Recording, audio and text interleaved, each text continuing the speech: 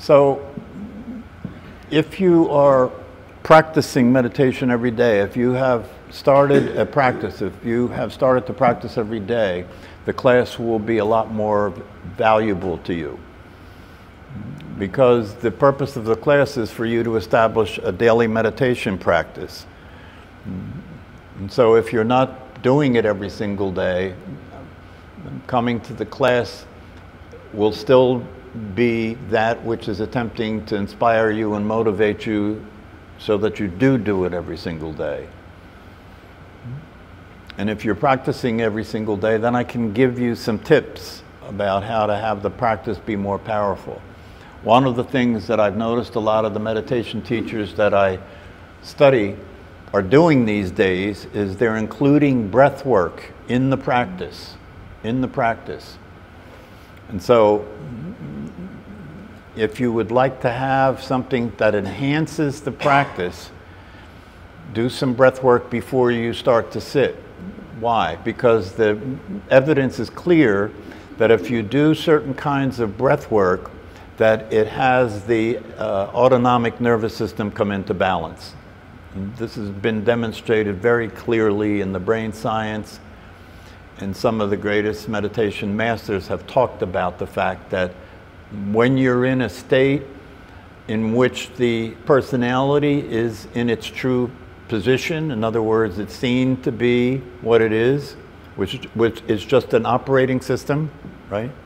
When you're in a place that the personality is seen to be what it actually is, the body goes into a state of balance because it's not being interfered with anymore by the thought process. And one way that you can bring that autonomic nervous system into balance is to do some breath work. And what I would recommend is before you start to do the practice, the meditation practice, do 9 deep breath practices before you start the meditation practices.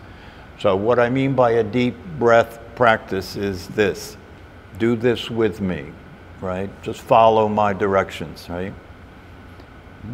Just allow yourself to inhale, filling your lungs completely, and then exhale very gradually and slowly, feeling your belly contract as the breath goes out, all the way out, all the way out, all the way out. And then breathe in again, filling the lungs all the way up. And then release gradually, letting the air come out, all the way out, all the way out. Feeling the belly contract as the air goes all the way out. So that's a deep breath, right? And what I recommend is you do 9 of those before you start to practice, right? Why?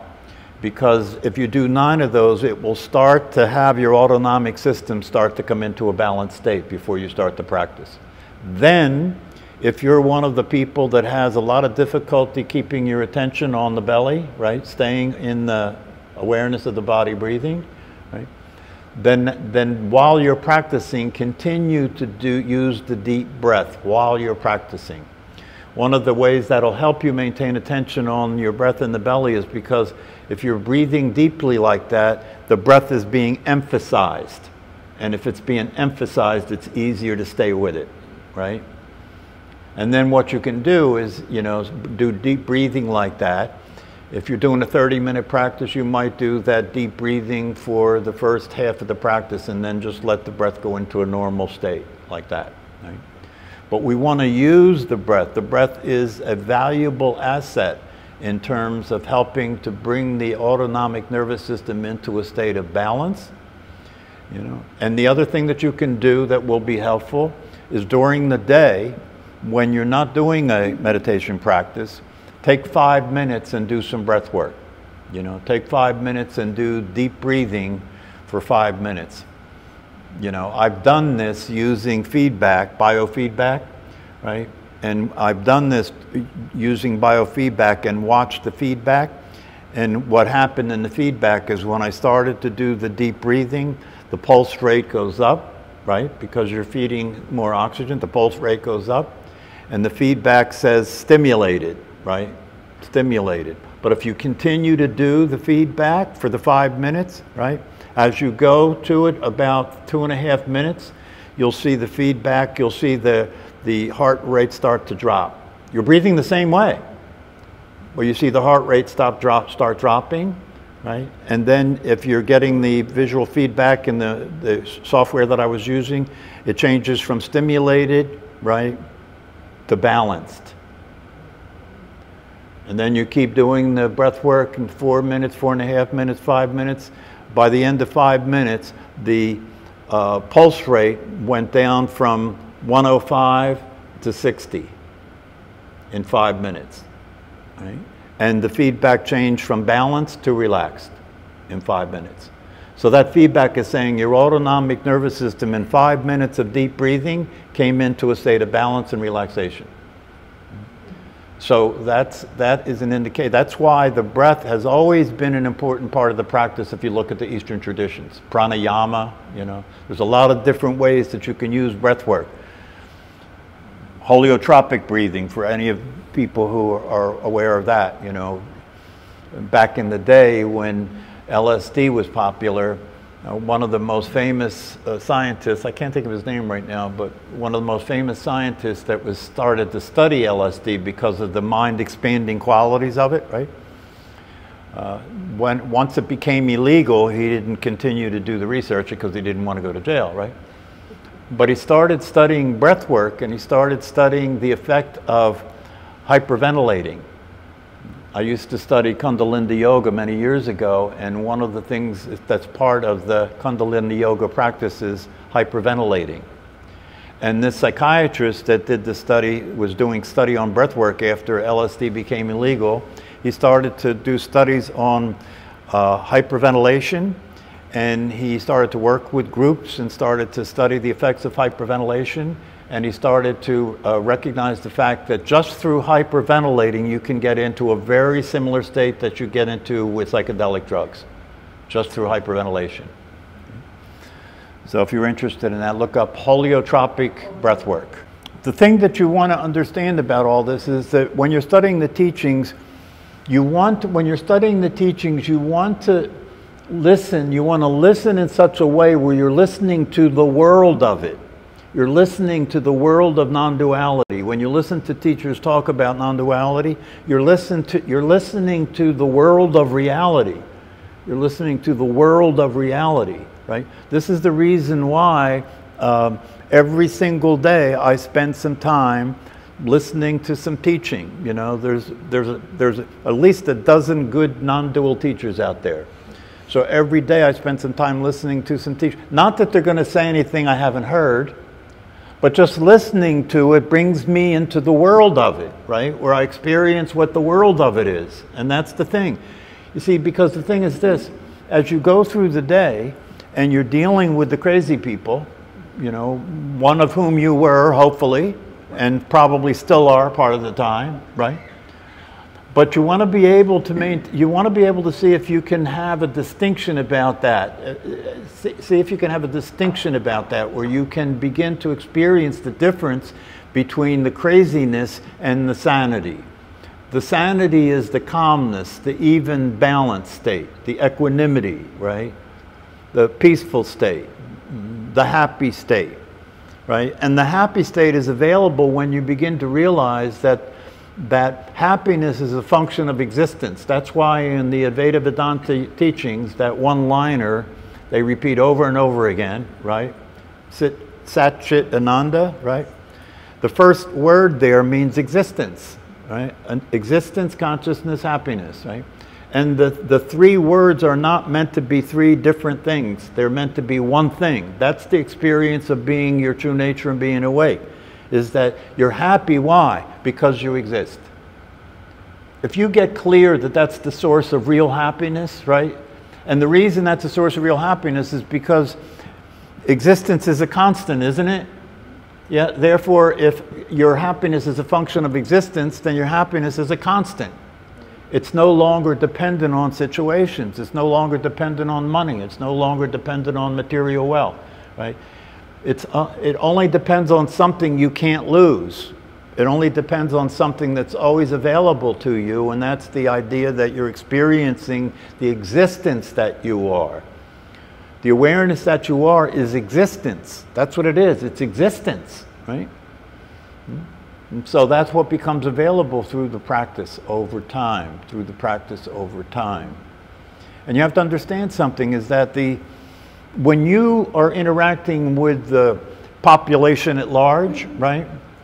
The vibration of that population is crazy. You know, they're vibrate. You know, you're all familiar with vibrations, right? Right.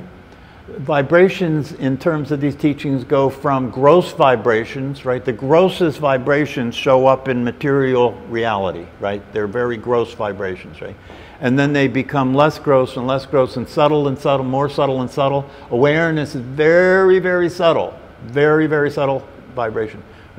So you're working, you're practicing meditation, right, to experience yourself in this subtle vibration, right, regardless of what else is happening, you know. You have to understand that if you succeed in this work, it doesn't mean that you will be the awareness, pure awareness moving around in the world. That's not ever going to happen, right?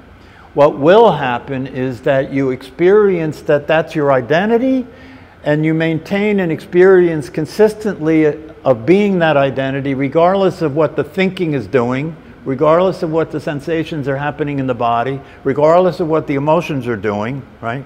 That vibration is a vibration that is now playing all the time, you know, as your awareness, right? So that you don't, it's not like, you know, I keep seeing this again and again, people that come to teachings, and then when they ask the teacher a question, this thing comes up again and again, that I have experienced my true nature and then I lost it. And I went back into identifying with thinking and being a person and a personality and so forth, right?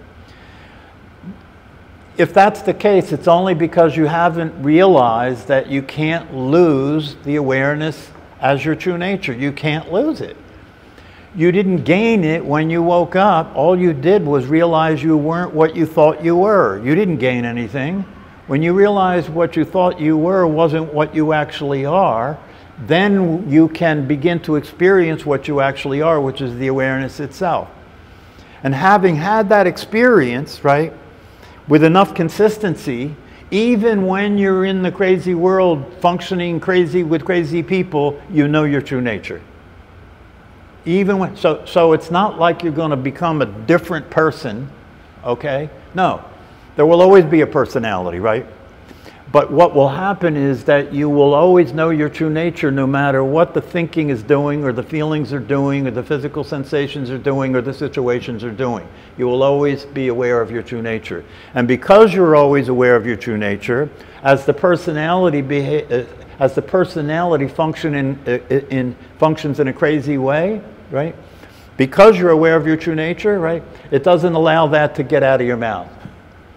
It doesn't allow that to get into your behavior, right? It keeps it in a thought reality, right? It's like Brad Werner says, you know, you can think as crazy as you want as long as you keep it to yourself. You can think as crazy thoughts as you want, as murderous thoughts as you want, as long as you keep it all to yourself and understand that it's crazy, so you don't let it come out of your mouth and you don't behave that way, right? And nobody will know how crazy you think you are, right? But that's fine, because if you keep it contained in the thought process and you don't act it out, right, then you don't have anything to justify and explain. You don't have to apologize for anything, right? And if you keep it in the domain of thinking and you continue to practice, right, it will get weaker and weaker, and the ways that it'll show up will get more and more limited. There'll be less craziness and less craziness and less craziness until it gets relatively quiet. It doesn't mean it'll go away completely, right? Because if the right thing happens that stimulates a deep-seated reaction, or a very strong reaction, you know, then even if you've been practiced and you've been able to keep it maintained, right, that strong reaction might pull you into it, and for a period of time you may be crazy. Right? But even if that happens and you know you're crazy and you know what you're saying is going to be crazy, but you can't control yourself, right? right? You'll know you're crazy, and you'll be able to limit how much of it gets out in the world, right? And you'll be able to take responsibility for it if it does any damage. It's as simple as that.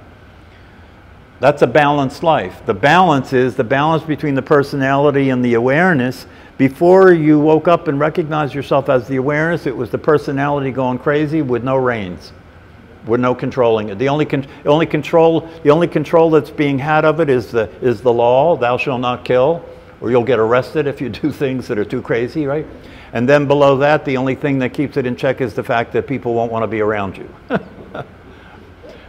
But that doesn't stop a lot of people, does it? You know, you just find more people, you know, make new friends until they can't stand you.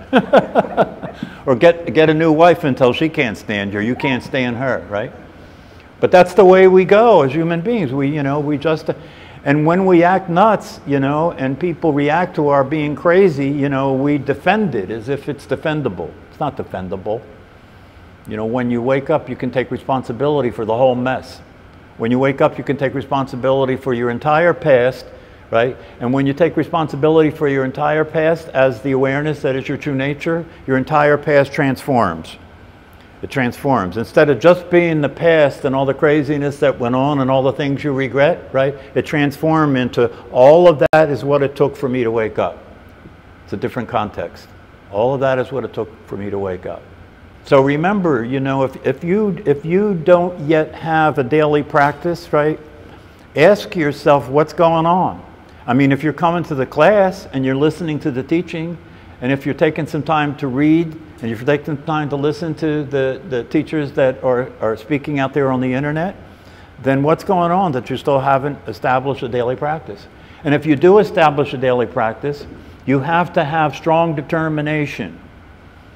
You know, in order to do, you know, when I went to a 10-day retreat at one point, and when I went to that particular retreat, they were sitting an hour at a time. When you sit an hour at a time, 8 or 9 times a day, you got to have strong determination, right, to do that, right? But you can do that. You can have strong determination, because what are we talking about here? I'm not asking you to cut off an arm, right? Strong determination to do what? Sit still and be quiet, for Christ's sake. Strong determination to sit still and be quiet, right? You know, I was listening to Brad Werner yesterday, and he was talking, and this guy's been meditating for 40 years, right? And he was talking about the fact he'd just done a 7-day retreat, right?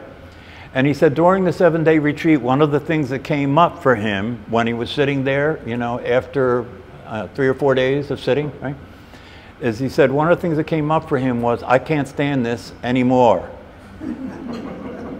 I can't do any more of this. I can't stand this anymore. Now you figure this guy's been doing this for 40 years, right? Right? But the mind's the mind, right? And so how did he deal with it? Well, he's had enough experience. When the voice in his head said, I can't stand this anymore, he said, thank you for sharing that. If you could relate to your mind that way, you'd be a lot healthier person, right? Instead of automatically buying what it's telling you. And if it's fueled with emotions, it makes it seem that much truer and that much more real, especially anger, right? Yeah, one of the things that you can really use as a litmus test to know that you're waking up, right, is that when you get angry, it doesn't last long and you don't tell anybody. It doesn't last long and you don't tell anybody, right? That doesn't mean you can't be assertive, by the way, right? You can be very assertive and not be angry at all, right? And if you're very assertive, you may be being appropriate, right? Because this is not about being a doormat, right? You can be very assertive and not be angry at all, so you're not suffering when you're asserting yourself. Because if you're angry, you're suffering, right? So you can be very assertive and not suffering. You're just saying it the way it is. You're just asserting the way it is. You know, if somebody wants you to do something crazy, you just say, I'm sorry, I'm not going to do that. That's all.